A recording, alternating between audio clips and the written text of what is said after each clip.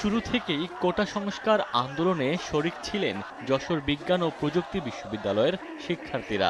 পরে এ আন্দোলন রূপ নেয় বৈষম্য বিরোধী বিক্ষোভেও। তখনও রাজপথ ছাড়েননি এখানকার মেধাবীরা। দিন যতই গড়িয়েছিল ততই ঘনীভূত হয়েছিল আন্দোলন।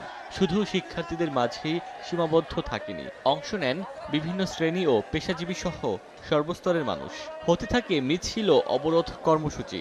সারা দেশে পুলিশের গুলিতে নির্বিচারে শিক্ষার্থী জনতা মারা গেলেও এখানকার ছাত্র সমন্বয়কদের বুদ্ধিদীপ্ত নেতৃত্বের কারণে বড় কোনো হতাহত হয়নি। তবে রাজধানীতে গুলিবিদ্ধ হয়ে শহীদ হন যশোরের ঝিকরগাছার দেউলি গ্রামের ইমতিয়াজ আহমেদ জাবির, কেশবপুর উপজেলার ভল্লুকঘর গ্রামের তৌহিদ ইসলাম ও বেনাপোলের আব্দুল্লাহ। আহত হয়েছেন আরও অনেকে।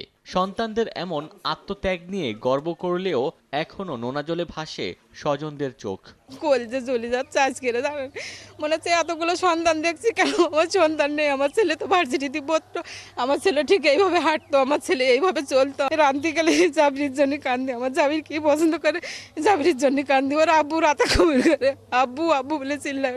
আমাদের ভরসা ছিল ছেলে। ছেলে আমাদের হয়তো বৃদ্ধা বয়সে তারা আমাদের দেখাশোনা করতো, সব কিছু করতো। সে পথ তো আমাদের হারিয়ে গেছে। এখন রাষ্ট্র বিবেচনা করবে এই শহীদদের জন্য, শুধু আমার বলে না, প্রত্যেকটা শহীদের জন্য কি করবে না, রাষ্ট্রই ভালো বুঝ করবে। বাড়ি একেবারে লিবে গেছে, শান্ত হয়ে গেছে, জঙ্গলের মতন পরিবেশ হয়ে গেছে। আমাদের আর কোনো আশা আকাঙ্ক্ষা আর এখন বর্তমান নেই। গর্ববোধ করি আমার দেশের ছেলে দেশের জন্য জীবন দিয়েছে।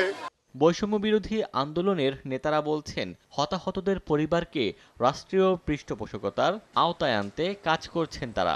যারা নিহত হয়েছে তাদের এখনো রাষ্ট্রীয় কোনো সুযোগ সুবিধা বা পৃষ্ঠপোষকতা তারা রাষ্ট্র থেকে পায়নি। আমরা চেষ্টা করছি তাদেরকে রাষ্ট্রীয় সুবিধার ভিতরে আনার এবং ক্ষতিপূরণের ব্যবস্থা করার জন্য। জুলাই আগস্টের ছাত্র জনতার গণ অভ্যুত্থানে হতাহতদের পরিবারের সদস্যরা সহায়তা কামনা করেছেন। সময় সংবাদ, যশোর।